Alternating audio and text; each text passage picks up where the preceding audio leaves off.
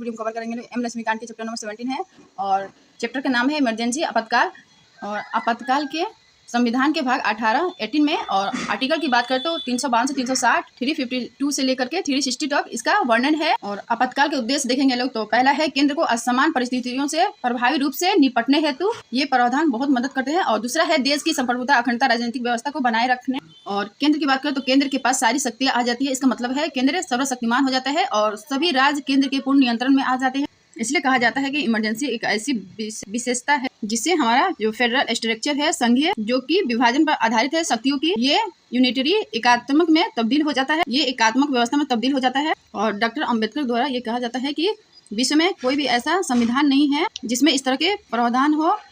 उसे अपनाई तो संघीय व्यवस्था है लेकिन कुछ विशेष परिस्थितियों के कारण एकात्मक में तब्दील हो जाता है। और आपातकाल के प्रकार देखेंगे तो राष्ट्रीय आपातकाल अनुच्छेद 352 और राज्य आपातकाल या राष्ट्रपति शासन अनुच्छेद 356 है और वित्तीय आपातकाल अनुच्छेद 360 है। तो आपातकाल के प्रकार ये 3 प्रकार के होते हैं। और राष्ट्रीय आपातकाल का आधार देखेंगे तो युद्ध, बाह्य आक्रमण और सशस्त्र विद्रोह है। तो युद्ध और बाह्य आक्रमण के आधार पर लगाया जाए तो ये बाह्य आपातकाल कहा जाता है। और सशस्त्र विद्रोह के आधार पर लगाया जाए आपातकाल तो इसे आंतरिक आपातकाल कहा जाता है। और सशस्त्र विद्रोह 44वां ये शामिल किया गया 44वां 1978 संशोधन के बाद शामिल किया गया। पहले आंतरिक अशांति शब्द था। और राज्य आपातकाल या संवैधानिक आपातकाल या राष्ट्रपति शासन में देखेंगे तो संवैधानिक मशीनरी के विफल होने पर यह लगाया जाए। और तीसरा है वित्तीय आपातकाल, तो वित्तीय अस्थिरता के कारण साख खतरे में हो तब जाके ये लगाए जाते हैं। तो ये 3 तरह के आपातकाल होते हैं, राष्ट्रीय आपातकाल, राज्य आपातकाल या संवैधानिक आपातकाल या राष्ट्रपति शासन, और तीसरा है वित्तीय आपातकाल।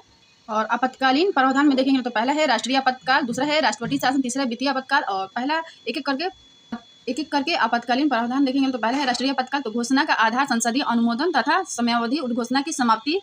और तीसरा है राष्ट्रीय आपातकाल का प्रभाव, तो प्रभाव में देखेंगे तो केंद्र राज्य संबंधों पर प्रभाव और लोकसभा व विधानसभा के कार्यकाल पर प्रभाव, मूल अधिकारों पर प्रभाव, आर्टिकल 358 से 359। तो राष्ट्रीय आपातकाल के प्रभाव है केंद्र राज्य संबंधों पर प्रभाव और लोकसभा व विधानसभा के कार्यकाल पर प्रभाव। और तीसरा है मूल अधिकारों पर प्रभाव और आर्टिकल 358 से 359। तो इन दोनों में क्या अंतर है ये सब पढ़ेंगे लोग। आर्टिकल 352 में देखेंगे लोग तो निहित है कि युद्ध, बाह्य आक्रमण या सशस्त्र विद्रोह के कारण संपूर्ण भारत या इसके किसी हिस्से की सुरक्षा खतरे में हो तो राष्ट्रपति राष्ट्रीय आपात की घोषणा कर सकता है। और मूल संविधान में सशस्त्र विद्रोह की जगह आंतरिक अशांति शब्द का उल्लेख था। 44वां संविधान अधिनियम में देखेंगे तो 1972 द्वारा आंतरिक अशांति को हटाकर उसके स्थान पर सशस्त्र विद्रोह शब्द किया गया। और नेक्स्ट पॉइंट है जब आपातकाल की घोषणा युद्ध अथवा बाह्य आक्रमण के आधार पर की जाती है तब इसे बाह्य आपातकाल के नाम से जाना जाता है। तीसरा पॉइंट है दूसरी ओर जब इसकी घोषणा सशस्त्र विद्रोह के आधार पर की जाती है तब इसे आंतरिक आपातकाल के नाम से जाना जाता है। और नेक्स्ट पॉइंट है राष्ट्रीय आपात की उद्घोषणा संपूर्ण देश अथवा केवल इसके किसी एक भाग पर लागू हो सकती है। और मिनर्वा मिल्स मामले 1980 में उच्चतम न्यायालय ने कहा था कि राष्ट्रीय आपातकाल की उद्घोषणा को अदालत में चुनौती दी जा सकती है। तो उद्घोषणा को अदालत में चुनौती दी जा सकती है और इसका आधार था हठधर्मिता या विवेक शून्य, तो इसमें चुनौती दी जा सकती है। और राष्ट्रीय आपातकाल में आधार, संसदीय अनुमोदन और अवधि देखेंगे लोग। और राष्ट्रीय आपातकाल के प्रभाव तो आधार में देखेंगे तो आर्टिकल 352, तो आर्टिकल 352 ये आधार देता है युद्ध, बाहरी आक्रमण। तो आधार इसका देता है आर्टिकल 352 युद्ध हो या बाहरी आक्रमण हो। और सशस्त्र विद्रोह ये बेसिकली इसका आधार है। और 1975 में 38वां संविधान संशोधन, और इस संविधान संशोधन के द्वारा आपातकाल को न्यायिक समीक्षा से बाहर कर दिया। और 1978 में 44वां संविधान संशोधन, तो 1975 में 38वां संविधान संशोधन हुआ, उसके बाद 1978 में 44वां संविधान संशोधन हुआ। और ये जो आपातकाल को न्यायिक समीक्षा है इस प्रावधान को रद्द कर दिया गया और कहा गया कि न्यायिक समीक्षा बिल्कुल हो सकती है।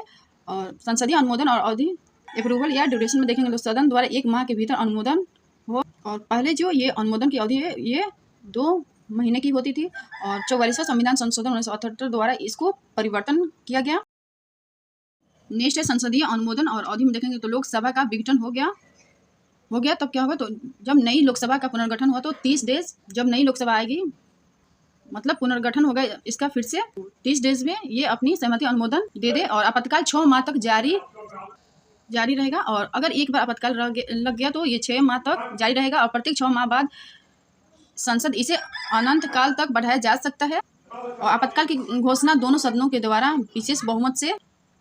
और आगे बात करेंगे इसकी जो समाप्ति हो कैसे होगी, तो आपातकाल की समाप्ति राष्ट्रपति किसी भी समय दूसरी उद्घोषणा द्वारा आपातकाल को समाप्त कर सकता है। तो उद्घोषणा और समाप्ति दोनों देख लेते हैं लोग। तो उद्घोषणा आपात को जारी रखने के लिए दोनों सदनों के विशेष बहुमत से अनुमोदन और लेकिन अगर समाप्त करना हो तो केवल लोकसभा द्वारा पारित अनुमोदन मिल जाता है तो इसकी सहमति जो है दी जा सकती है। और ये जो अनुमोदन होगा वो कैसा होगा, तो ये साधारण बहुमत से होगा। और राष्ट्रीय आपातकाल के प्रभाव में देखेंगे तो केंद्र व राज्य के संबंधों पर प्रभाव और ये जो प्रभाव होंगे वो कार्यपालिका, विधायी और वित्तीय। और दूसरा हम इसमें देखेंगे लोकसभा व विधानसभा के कार्यकाल। और तीसरा है मूल अधिकारों पर प्रभाव, आर्टिकल 358 और आर्टिकल, तो इसमें 2 आर्टिकल देखेंगे लोग, आर्टिकल 358 और आर्टिकल 359। राष्ट्रीय आपातकाल, ये कुछ प्रीलिम्स के फैक्ट हैं।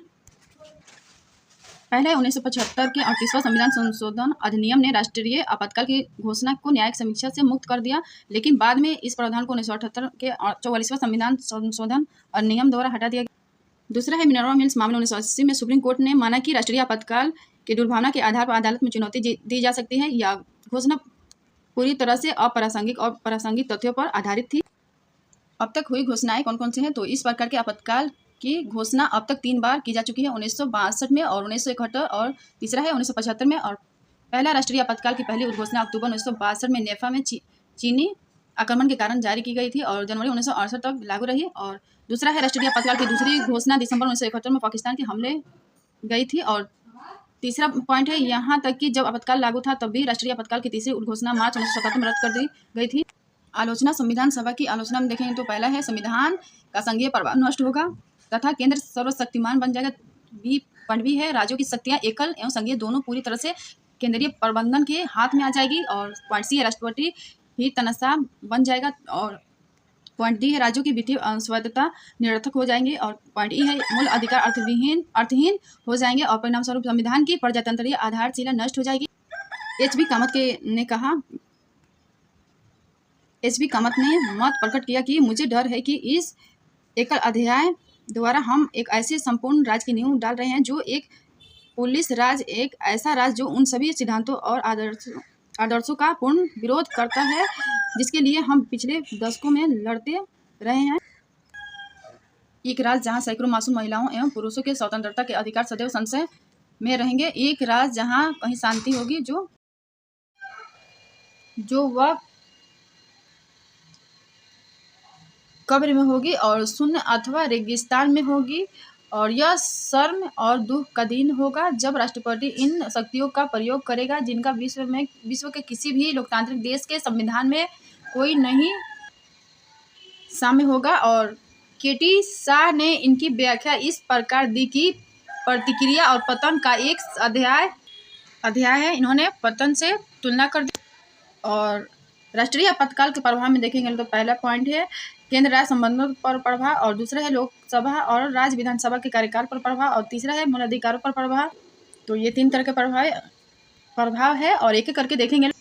तो पहला है केंद्र राज्य संबंधों पर प्रभाव में देखेंगे लोग तो राज्य की कार्यपालिका शक्ति केंद्र के हाथों में चली जाएगी, तो केंद्र का पूर्ण नियंत्रण होगा और राज्य को निलंबित नहीं किया जाएगा। और विधायी संबंध में ये कहते हैं कि केंद्र को ये अधिकार मिल जाएगा कि राज्य सूची पर नियम बनाए। और दूसरा है राष्ट्रीय आपातकाल के प्रभाव, तो इसमें केंद्र राज्य संबंध पर प्रभाव देखेंगे तो पहला है कार्यपालिका, पॉइंट है कार्यपालिका। तो इसमें देखेंगे तो केंद्र को किसी राज्य को किसी भी विषय पर कार्यकारी निर्देश देने की शक्ति प्राप्त हो जाती है। और दूसरा पॉइंट है यद्यपि राज्य सरकारों को निलंबित नहीं किया जाता है। और दूसरा पॉइंट भी है विधायी, तो संसद को राज्य सूची में वर्णित विषयों पर कानून बनाने का अधिकार प्राप्त हो जाता है। और दूसरा पॉइंट यद्यपि किसी राज्य विधायिका की विधायी शक्तियों को निलंबित नहीं किया जाता है। तीसरा पॉइंट है उपरोक्त कानून आपातकाल की समाप्ति के बाद 6 माह तक प्रभावी रहते हैं। यदि संसद का सत्र नहीं चल रहा हो तो राष्ट्रपति राज्य सूची के विषय पर भी अध्यादेश जारी कर सकता है। और पॉइंट सी है वित्तीय, तो राष्ट्रपति केंद्र तथा राज्यों के मध्य करों का संवैधानिक वितरण को संशोधित कर सकता है। और नेक्स्ट पॉइंट है ऐसे संशोधन उस वित्त वर्ष की समाप्ति तक जारी रहते हैं जिसमें आपातकाल समाप्त हो जाता है। और वित्तीय संबंध बदलना है तो इसे सदन के दोनों पटलों पर रखा जाना आवश्यक। राष्ट्रीय आपातकाल के प्रभाव, तो इसमें दूसरा पॉइंट है लोकसभा तथा राज्य विधानसभा के कार्यकाल पर प्रभाव में देखेंगे तो पहला पॉइंट है लोकसभा के कार्यकाल को इसके सामान्य कार्यकाल 5 वर्ष से आगे बढ़ाने के लिए संसद द्वारा विधि बनाकर इसे एक समय में 1 वर्ष के लिए बढ़ाया जा सकता है या कितने भी समय तक बढ़ाया जा सकता है। और इसी प्रकार संसद किसी राज्य विधानसभा के कार्यकाल भी प्रत्येक बार 1 वर्ष के लिए कितने भी समय तक बढ़ा सकती है। और तीसरा पॉइंट है, उपरोक्त दोनों विस्तार आपातकाल की समाप्ति के बाद अधिकतम 6 माह तक के लिए ही लागू रहते हैं। और ये इम्पोर्टेंट है। 5वीं लोकसभा 1971 से 1976 तक के लिए थी, और लेकिन इसका कार्यकाल 1977 तक रहा। सामान्यतः लोकसभा के कार्यकाल 5 वर्ष होता है, लेकिन संसद इसे विधि बनाकर एक समय में 1 वर्ष बढ़ा या कितने भी समय तक बढ़ाया जा सकता है, और यही विधानसभाओं के लिए है। राष्ट्रीय आपातकाल के प्रभाव में देखेंगे लोग। तीसरा पॉइंट, मूल अधिकारों पर प्रभाव। तो आपातकाल के समय मूल अधिकारों के स्थगन के प्रावधान जर्मनी के वाइमर संविधान से लिया गया है। और नेक्स्ट पॉइंट, अनुच्छेद 358 तथा 359 राष्ट्रीय आपातकाल में मूल अधिकार पर पड़ने वाले प्रभाव का वर्णन करते हैं। और अनुच्छेद 358 1958 अनुच्छेद 19 द्वारा दिए गए मूल अधिकारों के निलंबन से संबंधित है, जबकि आर्टिकल 359 अन्य मूल अधिकारों के निलंबन अनुच्छेद 20 तथा 21 द्वारा प्रदत्त अधिकारों को छोड़कर से संबंधित है। और अनुच्छेद 358 के अनुसार जब राष्ट्रीय आपात की उद्घोषणा की जाती है, तब अनुच्छेद 19 द्वारा प्रदत्त 6 मूल अधिकार स्वतः ही निलंबित हो जाते हैं। जब राष्ट्रीय आपातकाल समाप्त हो जाता है तो अनुच्छेद 19 स्वतः पुनर्जीवित हो जाता है। और अनुच्छेद 19 द्वारा प्रदत्त 6 मूल अधिकारों के युद्ध अथवा आक्रमण के आधार पर घोषित आपातकाल में ही निलंबित किया जा सकता है। और पॉइंट बी है, अनुच्छेद 359 के अंतर्गत मूल अधिकार नहीं अपितु उनका लागू होना निलंबित होता है। अनुच्छेद 20 और 21 को छोड़कर यह निलंबन नहीं मूल अधिकारों से संबंधित होता है जो राष्ट्रपति के आदेश में वर्णित होते हैं। और अनुच्छेद 359 के अंतर्गत निलंबन आपातकाल की अवधि अथवा आदेश में वर्णित अल्पावधि हेतु लागू हो सकता है। और निलंबन का आदेश पूरे देश अथवा किसी भी भाग पर लागू किया जा सकता है। तो मूल अधिकारों पर प्रभाव में 2 आर्टिकल पढ़ेंगे लोग, आर्टिकल 358 और आर्टिकल 359। तो आर्टिकल 358 में देखेंगे तो अनुच्छेद 19 के सभी 6 अधिकारों का निलंबन स्वतः, ये जो निलंबन है ये स्वतः होगा और चुनौती नहीं दे सकते अदालत। आप इस वक्त चुनौती नहीं दे सकते हैं अदालत में। और अगर आर्टिकल 19 के अधिकार की बात करें तो युद्ध व आक्रमण पर सशस्त्र विद्रोह पर आर्टिकल 19 आप नहीं छीन सकते हैं। मतलब सशस्त्र विद्रोह के आधार पर आप आर्टिकल 19 नहीं छीन सकते हैं। दूसरा है आर्टिकल 359, तो अनफंडामेंटल राइट के निलंबन से संबंधित अनुच्छेद 20 और 21 को छोड़कर राष्ट्रपति द्वारा आदेश से निलंबन होगा। और तो अनफंडामेंटल राइट के निलंबन से संबंधित अनुच्छेद 20 और 21 को छोड़कर तो आर्टिकल 20 और 21, 20 और 21 का निलंबन नहीं होगा। दूसरा पॉइंट है, राष्ट्रपति द्वारा आदेश से निलंबन होगा। तो राष्ट्रपति द्वारा आदेश से ये निलंबन होगा। और आर्टिकल, और ये स्वतः निलंबन हो गया था, और यहाँ पे राष्ट्रपति आदेश देंगे तब जाके निलंबन होगा। अनुच्छेद 358 और अनुच्छेद 359 में अंतर देखेंगे लोग। तो केवल 19 में फंडामेंटल राइट का निलंबन स्वतः लागू है। और आर्टिकल 359 में देखेंगे लोग तो अनफंडामेंटल राइट का निलंबन 20 और 21 को छोड़कर है। और राष्ट्रपति के आदेश व आंतरिक आपातकाल दोनों पर राष्ट्रपति द्वारा अवधि तय की जाएगी। अनुच्छेद 358 केवल बाह्य आपातकाल के आधार पर, बाह्य आपातकाल मतलब युद्ध व आक्रमण के आधार पर और संपूर्ण आपात की अवधि तक लागू रहेगा। और इसमें अनुच्छेद 19 के पूर्ण निलंबन होगा। और समानतः 358 और 359 दोनों को विधिक आधार पर चुनौती नहीं दी जा सकती। और राष्ट्रपति शासन 356 में देखेंगे लोग तो इसे 3 भागों में बांटकर देखेंगे। पहला इसका आधार, दूसरा संसदीय अनुमोदन और अवधि, और तीसरा है राष्ट्रपति शासन के प्रभाव। तो पहला तो बेसिकली 356 आर्टिकल 356 ये आधार देता है, संवैधानिक तंत्र विफल होने पर राष्ट्रपति शासन किसी राज्य में लगाया जाता है। और दूसरा कहा जाता है राज्य द्वारा केंद्र के निर्देशों को न मानने पर। और सिफारिश कौन करेगा, तो सिफारिश राज्यपाल द्वारा। और आपात की घोषणा 2 माह के भीतर संसद द्वारा अनुमोदन। और तीसरा है राष्ट्रपति शासन के प्रभाव में देखेंगे लोग तो, और इसका जो अवधि है, ड्यूरेशन है, वो 6 माह 6 मंथ तक लागू और अधिकतम 3 वर्ष तक है। मुख्यमंत्री वाली मंत्रिपरिषद को राष्ट्रपति भंग कर देता है। और तो हाईकोर्ट उच्च न्यायालय पर कोई प्रभाव नहीं होगा, हाईकोर्ट के कार्य शक्तियाँ प्रभावित नहीं होगी वहाँ पे।